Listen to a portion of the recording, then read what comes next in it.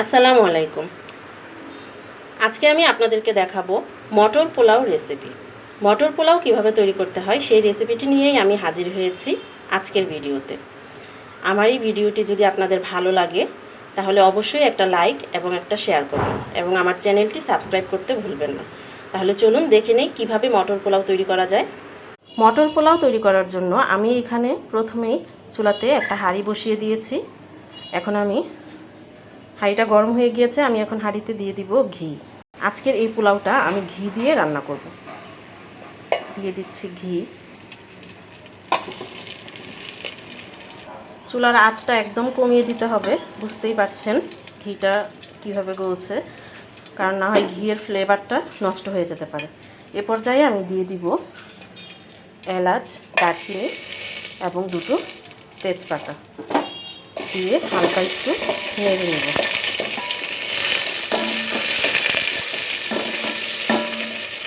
এবার আমি দিয়ে দিব পেঁয়াজ, দিয়ে আমি আবারও ভালোভাবে একটু নেড়ে নেব।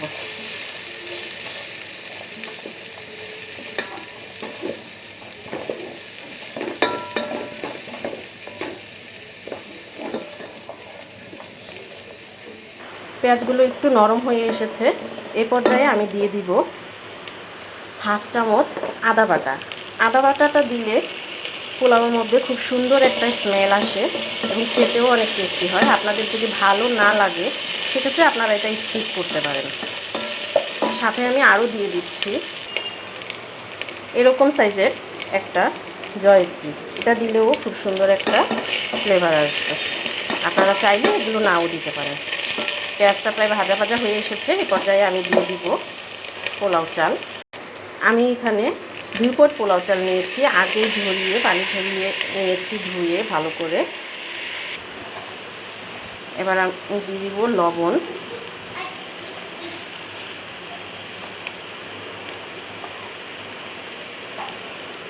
এবার আমি ভালোভাবে এটাকে নেড়ে দিব। খুব ভালোভাবে নেড়ে মিশিয়ে নিয়েছি। এখন চালটাকে হালকা একটু ভেজে নিতে হবে।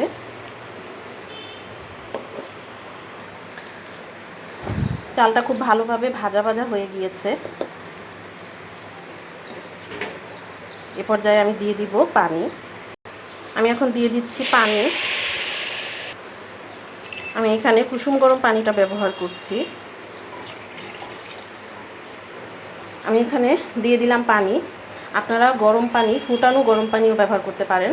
আর যারা নতুন পোলাও রান্না করেন বা অনেকেই যারা পোলাও রান্না করেন কিন্তু পোলাওটা নরম হয়ে যায়, পানিটা ঠিকভাবে দিতে পারেন না, তাদের জন্য টিপস হলো 1 কাপ চালের জন্য 1.5 কাপ পরিমাণ পানি নিতে হবে। মানে আপনি যেই কাপ দিয়ে পোলাও চালটা নেবেন ঠিক সেই কাপের পরিমাণ করে 1.5 কাপ পানি নেবেন। আমি এখানে পরিমাণ মতো পানি দিয়ে দিলাম। এখন দিয়ে দিব মটরশুঁটি, দিয়ে দিব কিছু কুচানো গাজর। এখন সবগুলোকে আমি মিশিয়ে নিচ্ছি। খুব সুন্দর একটা ফ্লেভার আসছে এবং কালারটা দেখতেও খুব সুন্দর লাগছে।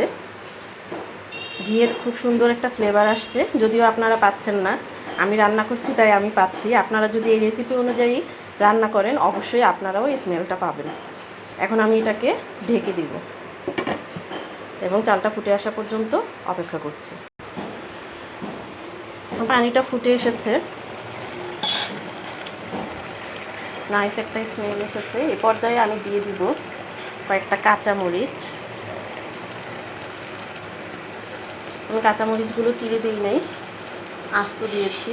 আর দিয়ে দিব কয়েকটা কিসমিস, দিয়ে আমি আবারও একটু নেড়ে দিব।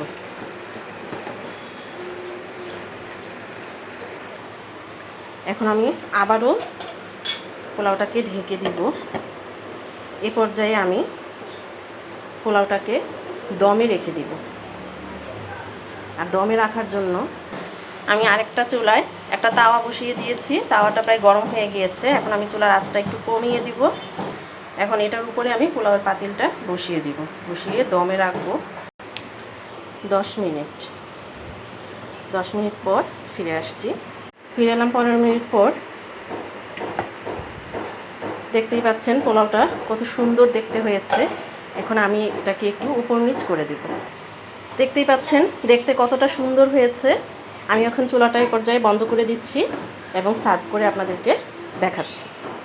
আমি কিন্তু এই পোলাওটাতে তেমন কোনো ঘি ছাড়া আর তেমন কিছুই ইউজ করি নাই, শুধু একটু আদা দিয়েছি ফ্লেভারের জন্য আর একটু জয়ত্রী দিয়েছি। আর এছাড়া কোনো দুধ লেবু আলাদা কিছুই আমি ব্যবহার করিনি। খুব সুন্দরভাবে ঝরঝরে একটা পোলাও হয়েছে। আমি আপনাদেরকে বেড়ে দেখাচ্ছি। তৈরি হয়ে গেল আমার মটর পোলাও। আমার রেসিপিটি যদি আপনাদের ভালো লাগে তাহলে অবশ্যই লাইক এবং একটা শেয়ার করবেন। আবারও হাজির হব নতুন কোনো রেসিপি নিয়ে। সেই পর্যন্ত আল্লাহ হাফেজ।